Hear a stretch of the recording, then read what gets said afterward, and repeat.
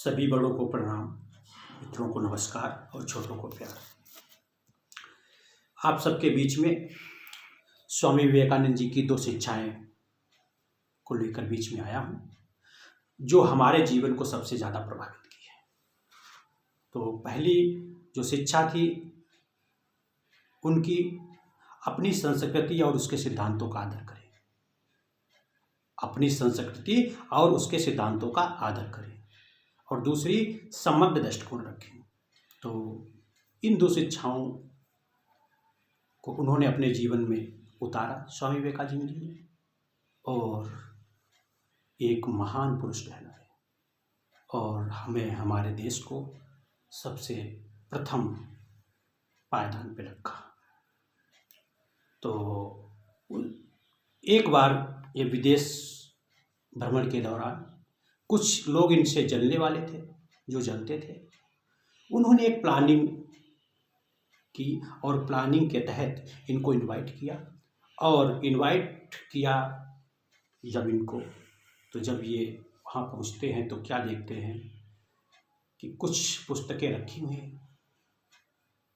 तो इनसे जो व्यक्ति ने प्लानिंग की थी उसने पहला प्रश्न पूछा है, स्वामी विवेकानंद आप देख रहे हो आपकी गीता कहाँ रखी हुई है?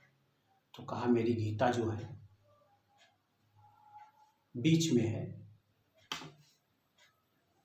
अच्छा, कहा बीच में रखी है? हाँ।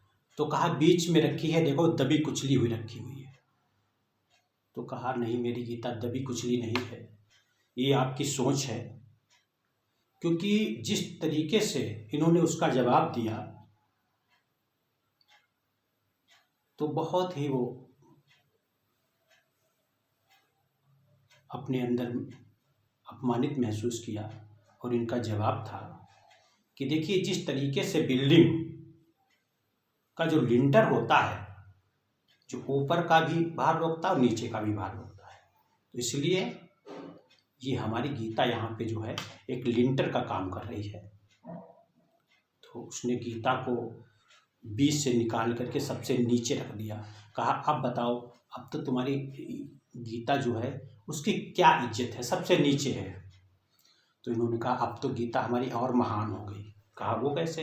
कहा वो इसलिए क्योंकि बिल्डिंग की जो नींव होती है ना, तो नींव जब मजबूत होगी तभी तो बिल्डिंग रुकेगी। और मेरी अगर गीता ना होती तो आपकी सारी जो धर्म ग्रंथ है वो पता नहीं कहाँ कब के ढह गए होते।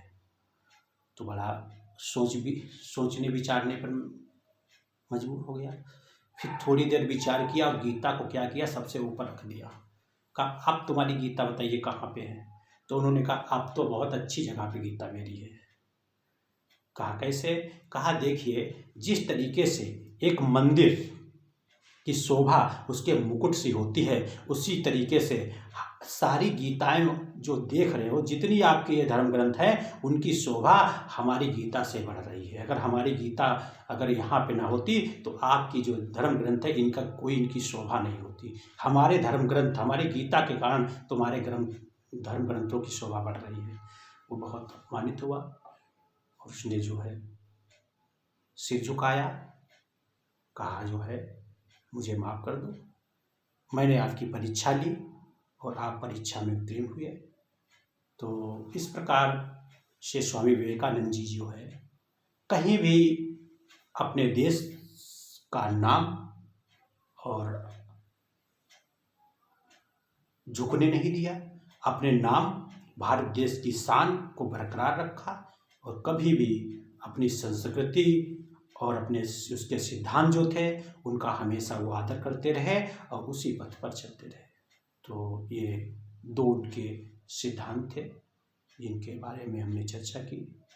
तो हमें आशा है कि आप लोग कुछ ना कुछ आपको इसमें 2 सिद्धांतों से, 2 उनके शिक्षाओं से आपको जो है कुछ ना कुछ लाभ प्राप्त होगा।